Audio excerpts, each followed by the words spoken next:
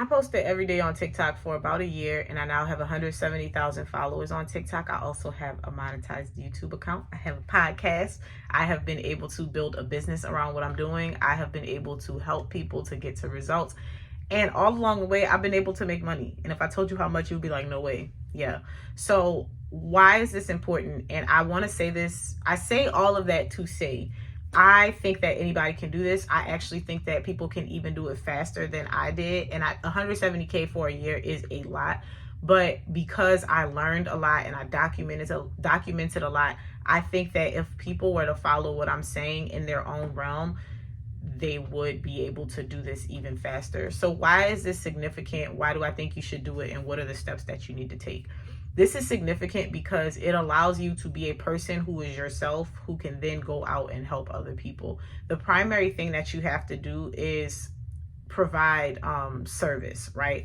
So if I had to do it all over again, I would absolutely do it in the way that I did. I would make TikTok my primary, and I would make everything else flow from TikTok, because TikTok is just the best at getting fast growth, building community, and generating leads or people who are interested in what it is that you have to say.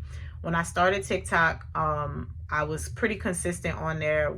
And after about 2 to 3 months of being consistent, my small community, and I would say over the course of about 2 to 3 months, I ended up getting like 1,000 followers. And when I say this, let me clarify, because I had TikTok for a few years. I just didn't post. And then I decided I was going to post, but I was posting inconsistently, and I was posting in a way that was not sustainable. So it was nearly impossible for me to grow, because the types of videos that I was making, I didn't have the energy, effort, nor time and ability to make multiple posts like that per day. So I wasn't posting consistently. From the moment that I decided to post consistently, that was about this time last year. And I had, if I had any followers, it was definitely less than 200 followers. And so after posting consistently, though, for a couple months, I had grown to about 1,000. And I remember that because by the time I posted consistently, by June or July, I was already able to get into TikTok Shop. And at the time, the barrier of entry was 1,000 followers. And so I did that. And what I noticed was, in that time of me servicing people, really just showing up as myself, but helping my younger self, and in helping my younger self, helping other people, people started asking me for advice. People asked me to create a YouTube and a podcast. And I was like, well, I don't really know what I would post on a YouTube or a podcast, but okay, we'll explore that. And what I realized was YouTube and a podcast gave me the opportunity to expand further on the content that I was making on TikTok, which was limited at the time to 10 minutes. And even if I do have the ability to post like 30-minute videos on TikTok, however, I just noticed that people's tendency and ability to watch a full video like that on TikTok is a little bit lower. I do have people who tell me all the time, I don't care how long your videos are, I watch the whole thing. But the overwhelming majority of people on TikTok are kind of looking for quick content. And so what I was able to do, I was like, you know what? People send me DMs, people send me emails. People are always asking me in comments for advice or like to elaborate on things. And so I started using that to my advantage, and I started using that as content. So what you'll notice in this service aspect, or this first thing, is that you can make everything content. And I was telling my cousin this because she's also working on growing her social media. And she texted me one day. She was like, I'm having a hard time because I'm running out of things to post about. I was like, you will never run out of things to post about as a person who makes content, because everything is content. A conversation that you had with a lady in a grocery store is content. Now, you don't reveal personal details. A spat that I have with my husband is content. Don't reveal personal details. Making dinner for my kids is content. Like, everything is content, right? So you can't run out, especially in the beginning where you're just trying to see what works and what happens. And I think shout out to Jarnae, because something that happened with her was she was just being consistent. And one day she did something that was different, and it did really well. And she learned, oh, let me do more of that. And every time she does that style of content, it does really well. So she doesn't abandon everything else entirely, but she knows, okay, this is what people really care to see and hear from me about. So I'm going to make more of these videos. And so she's been growing. Jarnae had 5K this week, y'all. So shout out to you, girl, if you're watching this. But anyway, so in the service and advice aspect, I learned, okay, I can use my YouTube account to, one, take videos that are applicable to YouTube while I figure it out. In all of this, I had no vision. I was just going with the flow and figuring it out. I had no niche when I got on TikTok. I still don't really have a niche. I did not know what I was going to be doing with YouTube, but over the course of time, and this is what I'm getting at here, being consistent over the course of time has given me so much more clarity. And so when you talk about things that are true for you and authentic to you, people relate to that. And then as your community grows, you will adapt and do more of what works, less of what doesn't, but you're always showing up as yourself. You're not changing who you are. You're changing the way that you present information. You're changing the specific topics that you talk about. So what I found with the advice was a lot of people had marriage advice and just general life advice. And I learned that in this advice, in the way that people engage with my community, in the way that people spoke to me on lives, they were looking at me like big sister, auntie, or like sis, whatever. But it was not that I was a point of authority without even trying to be, just by sharing what I knew. And so understanding that, okay, when people come to you for advice, they're looking for the way that you speak. They're like, I really trust what she has to say. So I started to do on YouTube. I said, well, I know every week I can do one video where I respond to advice. And when I respond to the advice, I'm going to do my best to use, to explain it, but I'm going to explain why I feel that way based on my beliefs, straight from the Bible. And so I started doing that. Once a week, I would answer a question, whether it was, my husband is not being receptive to me, my husband cheated on me, I don't know what to do, should I marry this man? All of these things. And I gave advice not from a worldly point of view and not from a flesh-filled point of view, because a lot of times the advice that I was giving was, I knew it was things that people wouldn't necessarily want to hear, but it was still the truth. And so what that ended up doing was show people, I'm not going to tell you what you want to hear. I'm going to tell you what the truth is and what you actually need to hear, even if you don't like me after I say it. So that established me, one, as a point of authority, but a gentle point of authority, because my delivery is very gentle. You have to be really triggered and hurt for my delivery to make you feel like I personally attacked you. And so when people do feel personally attacked, I know that I can then go back and explain things further. But I also know when you're triggered or attacked by what I say, you either didn't listen fully, and this is not me being arrogant. This is me really saying, I know how I speak, and I know that I take my time, and I know that I go through things thoroughly. And I can also tell in the commentary when people didn't watch the whole video. So I had a video that recently did really well, and it was marriage tips from old money.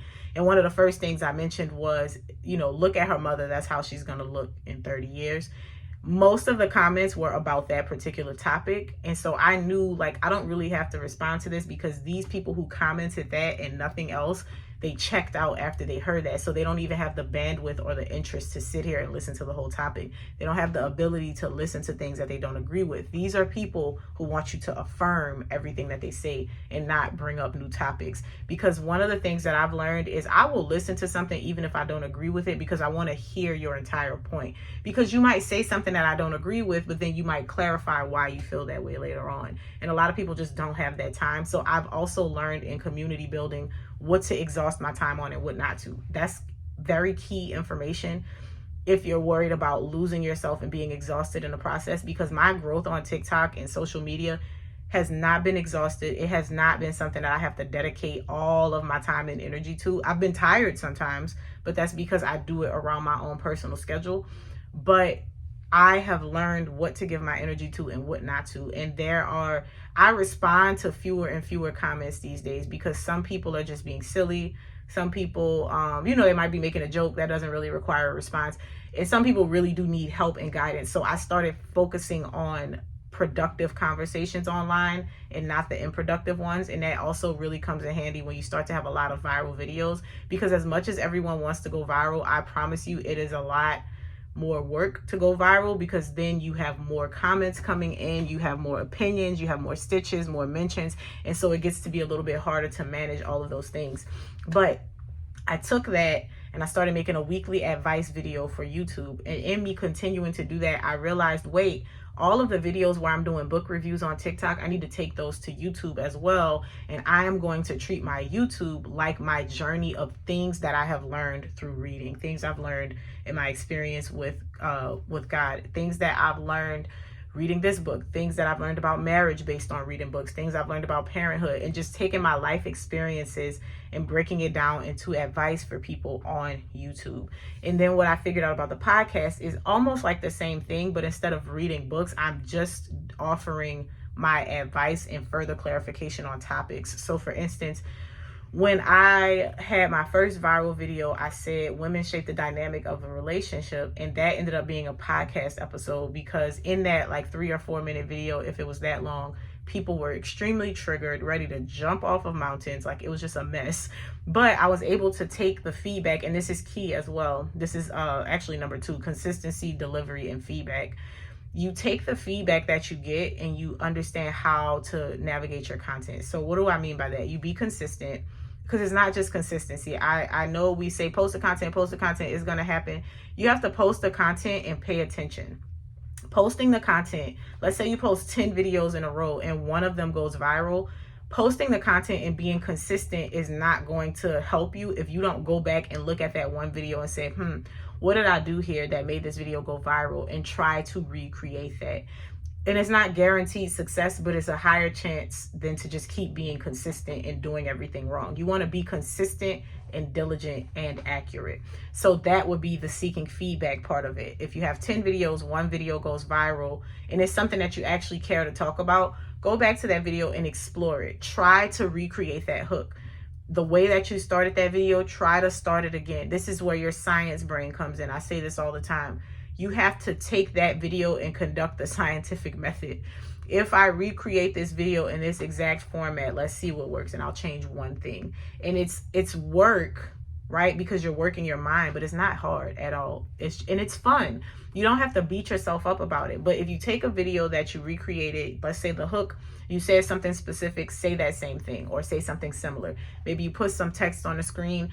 Look at what you put on the screen. For instance, I noticed when I call out moms and wives, those videos tend to do better because people know who I'm talking to automatically. So moms and wives, out of curiosity, are just going to tune in at least to the first 5 seconds of the video to see what I'm talking about.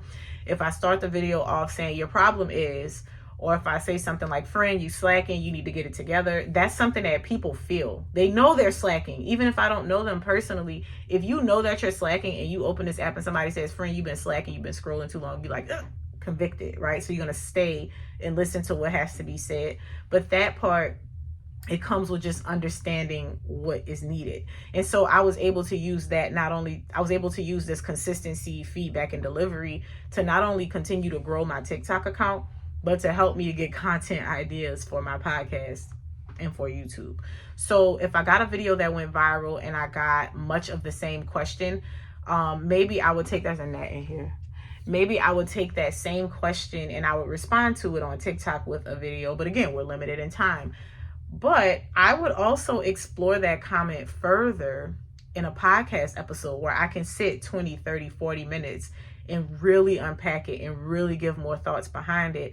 And so what I was doing was I'm deepening the connection with my community, and I'm giving them more of a reason to stay tuned in. Because if you like this 5-minute video where I talked about this and you want to hear more, what are you going to do? You're going to go and subscribe to my YouTube.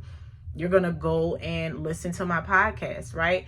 And so it ends up being something where I'm serving other people and it's coming back to me as a reward. And so when you think about this consistency thing, you do have to be consistent, but you have to be observant as well. That's the part that's missing from a lot of people when they say, well, I was posting and posting and nothing happened. You have to post and post and post and post, figure out what works, and then do what works, and continue to post and post and post and post. And then when something changes, figure out what works. This is not, I think a lot of people are like job minded where you do the same thing over and over when you go to work.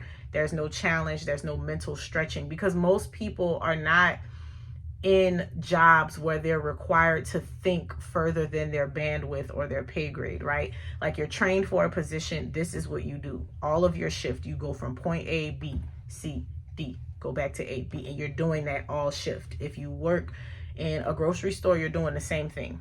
There's no, and this is not being funny, like I'm explaining what I mean by this.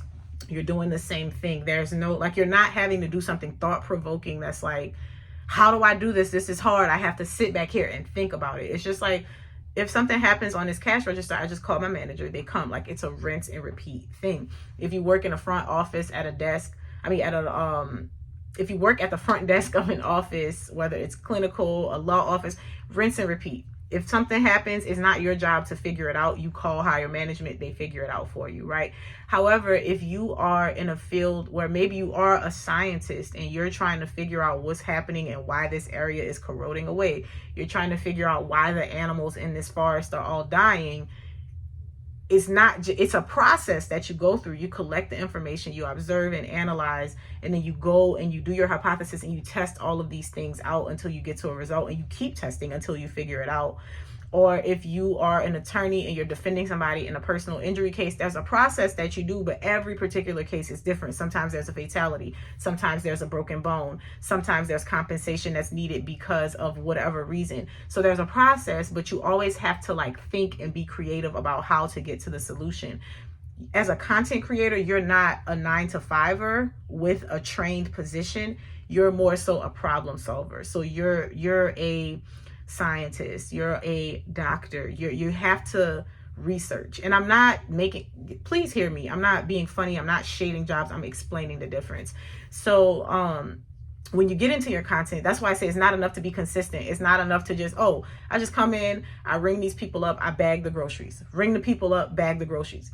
It's not like that. You do that when you're being consistent. I come in, I turn my camera on, I talk. I come in, I turn my camera on, I talk. But when you figure out something that is substantially different and went far left, you repeat that. And this is why you see so many people who go viral all the time. They'll have like a catchphrase, they'll have a tagline, they present their videos. There's a lady, all of her videos are exactly the same. People used to think she was AI because that's how similar her videos were. Her voice does not fluctuate. She always has her makeup the same way, and it's always like this much in frame. It's nothing else, right? And so her page grew very quickly. I think in fact, it wasn't just that, it was the things that she talked about, but she branded herself as this lady on screen who like speaks very slowly and almost like robotically. And you know, like that's what she branded herself as. And so she was able to do that. And you have to figure out the same thing. I'm not saying you have to be like, look, my videos are not always exactly the same, but I am learning that there are things, even on YouTube now, I'm being more careful about the way that I present my videos and how I stage them and what I say in the beginning. But for TikTok has taught me how to do all of these other things. So you want to be consistent.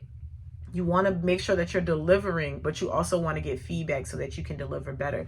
And in your feedback, like I said, you may find that you can do other things, because my feedback process of learning what people are asking, what they want answers to, has also helped me with my blog. And it's helped me with more content, because if I say women shape the dynamic of the relationship, if you are sweet and loving to your husband, is going to come back to you, and I get a bunch of comments about, well, what if I've been doing that and my husband is still not sweet and loving? One of my next pieces of content might be, if you've been being a sweet, loving wife and your husband's still performing like an a-hole, this is what you need to do, or this is what you need to consider. And then on that video, if I get a bunch of questions and say, well, that's terrible advice because this man is beating on me, I might make a video and say, why you should leave a man who's abusive, or what to look for, or how to figure out if a man is abusive before you marry him. And if I say, well, if a bunch of questions come up, well, what about if you're not married? I might make a video, tips for single women, or tips for women in relationships who are not yet married, or 10 things to look out for when you're dating for marriage. Do you see where I'm going with this? So every piece of content presents you with the opportunity to make more content if you're paying attention to it. The next thing is sincerity. This one, I don't have to spend a lot of time on this because I've been saying this from the beginning on this channel. Be sincere. You don't have to be fake. You don't have to be fluffy or phony or whatever. I felt a pressure at one point to present myself in a certain way. And yet when I can, I will. But because my goal is to get the message out as efficiently as possible, I just show up. And sometimes it's already the end of the day. I just dropped my baby off at summer camp and we walked. So I came back in and I said, oh, while it's quiet, let me go ahead and do this video. So I still have on like my little walking fit. I didn't change. I didn't do anything because I want to do that. And I want to get the message out, because my concern is not how I look on screen. you're just going to have to believe me. You're just going to have to take my word for it, or you're going to have to not listen to me, because some days I am more polished than others, but I'm always showing up as me showing. Because when I finish this video, I'm going to clean my house. And I don't want to, at this time in my content creator journey, I don't want to take the time to stage myself. I record however I am for the day. So if I had waited until I got ready and dressed and about to leave, then I would look different, right? But I say that to say, sincerity allows me to not pressure myself to have on makeup and my hair done and dressed, because it doesn't matter. It matters for new people who are like, you know, first impressions matter. I'm not going to negate that. It absolutely matters. You should look your best on camera all the time. But I also know I don't want people who follow me because I look like soft life femininity. I want people who follow me because they resonate with what I have to say. And then you'll realize, as being here with me, even on this channel where I'm not talking about marriage, I do believe that I exude femininity just because of the calm, serene peacefulness that I have, even when I don't have on the external costume of femininity, right? And so that's what sincerity is, showing up as you are no matter what. I remember there was a video by Brianna. She is so funny, y'all. I might have mentioned this before, but she did a video. She came on camera with her moo hair all crazy, and she was like, the reason you're not growing is because this is how people want to see you. And it's so funny because she will come on camera no matter how she is. She will come on not done up, but she'll also get on done up, because that's the human way. We have different looks. Most of the time I look put together, right? But there's like a 5 to 10% of the time where it's like, all right, let me get myself right. And for me, that's sincere. But if you're a person who is always put together, that's how you show up. If you're a person who's always in pajamas and that's how you want to show up, go for it. I would say just put on a sweatshirt, you know. Don't be out here with your lacy clothes on camera. Put on a sweatshirt. But that's what sincerity is, showing up as you are, not trying to be a gimmick, not turning on some personality, because people know. And these 3 tips, they actually work really well for TikTok Shop too, where most of the time people don't even know that I'm selling something on TikTok Shop, because I'm not overly salesy, because I'm presenting you the actual product. Like, I'm not gonna say this is the best Bible ever, go get this Bible, it's, you know, large print, no, I'm going to show you what is in this Bible and why I'm so moved by it. I'm going to talk to you about some of my favorite scriptures, and that's what I do with books, where I'll say, like I did a video yesterday, and the video is already at 500,000 views. I say, here are the 5 lessons that I learned from emotional intelligence habits. The first one is anger is not real. Anger is not a real emotion, and anger is something that like you feel anger, right? But typically when you feel anger, is something else. Maybe you were embarrassed, maybe you were frustrated, maybe you felt this way. And I'll link that video so you can see an example. And I went on to clarify, he's not saying anger is not real, because there is a percentage of time where you actually feel anger, but he's saying anger is almost never the actual emotion that you feel. And people resonated with that. People resonated with the other points that I made. But I was just genuinely saying, like, I've been reading this book for a year. This is actually something, girl, even if they have no link, I'll be on here telling y'all about this book. And that's the thing about my TikTok too. I don't only promote things. Sometimes there's a book that's not even on TikTok Shop, but I'm still going to tell you about it because I read it and I like it. However, if I read a book and I like the book and it is on TikTok Shop, yes, I'm going to link it, right? My art journey, I was just doing this today. And I thought this was so funny, y'all, because this is not what this video is about, but I just want to show y'all what I mean, because I'm going to do a video about this too. And this is what people like to see. They like to see transformation. So this is what my visual journal used to look like. Very elementary, if you will, right? But when I took my art class, or when I started taking my art class, it started to look a little bit more intricate. Like, this is the patio door, the garden area where I was sitting on the balcony. It's no color, so you kind of can't really tell what's going on there. Oh, I can't show this stuff. But my point is, I can show and say, okay, this is where I was, this is where I am now, and I'm just showing y'all as I go. That is being sincere. You're welcoming people to see your progress. You're not afraid of looking crazy. I'm not embarrassed of who I used to be. I'm not embarrassed to say, I used to suffer from this and I was terrible at this, and this is what I learned, and this is how I got here. I'm not afraid of being transparent in that regard. And then the last thing is to listen and adapt. And this is a lot like consistency, but it's a little bit different. Listening and adapting means, just like what I said with Jarnae, where she has her audience that resonates with what she says, But she realized that when she does this particular topic, people love it. It's shareable. Because some things you're going to say, and it might not be shareable. It's just something that people needed to hear. You want to make content that is at least shareable, or at least something that people will save. I'll give you some examples. People will save recipes. If you're making cooking content, you can blow up if you do it right, because people save recipes to come back to them later. I'm not going to watch you do a recipe, and if I want to recreate the recipe, I'm not going to not save it. I have to save it because I want to make this recipe, and I'm not going to remember if I keep scrolling, right? If you give me 10 steps to do this, 6 steps to do this, 3 ways to do this, this is how you do a tutorial, I'm going to save it. I might share it.